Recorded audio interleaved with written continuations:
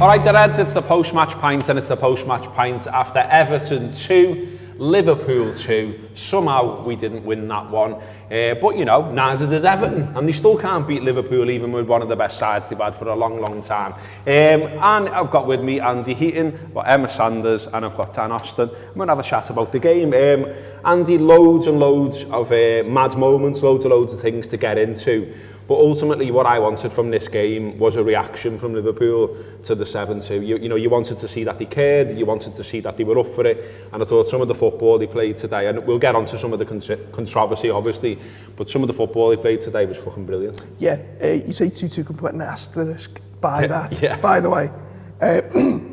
No, listen, got to be fair, let's start with it. I thought Liverpool reacted well. I thought Everton played as well as they could do. I thought Everton took the chances, played really well.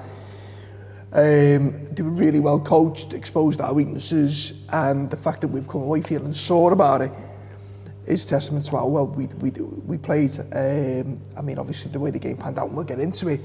You know, Liverpool could have felt sorry for themselves a couple of times during the game, and they didn't. Obviously the Van Dijk injury, should we call it the Van Dijk injury, as opposed to an assault. And then a couple of other things went on during the game. But no, I was happy with the performance. I thought that they put a shift in. And if you would have offered me, to be honest with you, if you would have offered me a draw before the game, given that, you know, Alisson wasn't playing and one thing and the other, I'd have took it, especially if you would have said during the game, this is going to happen, this is going to happen, and this is going to happen. So, you know, you take it on the chin, take the points and get back on the road and then see where we are. And as you said, what's that, 10 years now since they haven't? Yeah, 10 years since the last time that they won in any game against Liverpool, which is pretty funny. I mean, Emma, he's been a bit conservative at times, I think, Klopp, when we played Everton, particularly away.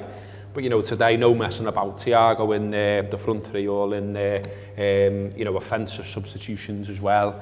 And, yeah, I mean, look, I guess everyone's probably watching this expecting me to be absolutely spitting feathers, and I am a little bit, you know what I mean? Don't get me wrong, there's bubbling under here. I don't know how we haven't got 3 points there, because, you know, those lines that are drawn don't show an offside. I don't know what more Pickford can do to get sent off. Richarlison is sent off, and you know, and rightly so. And I've got no problem with that. I'm not going to sit here like a hypocrite and say he put in a really bad tackle. Liverpool players have done that in derbies, and I've gone, "Shan't. It's a derby." But all you want is the refs to be consistent, the VAR to be consistent, and it's not again. And that's what we end up talking about, which is the real shame about all this. Yeah, and I think you hit the nail on the head in the sense that Klopp did everything right, Liverpool did everything right, Everton, you know, did everything right, and, you know, fair play. Everton played as well as they could have done, you know, like you said, but at the end of the day, it came down to controversial decisions, and all of them went against Liverpool. The Jordan Pickford incident, I can't get my head around it. I mean, he's literally come in and he's karate chopped, scissor kicked, taken out Virgil van Dijk. That's our best. He's been watching Cobra Kai, hasn't he? Yeah, I mean, look, Thiago's come in and he was incredible in the second half. And look, you know, we leave this game, we're frustrated, but I also have so much kind of joy from just watching that second half performance from Thiago, and the excitement that I've got of watching him play in this team is probably something that I'm going to take away from this game. But, you know, at kick-off, you'd look at Virgil van Dijk and he is our key player.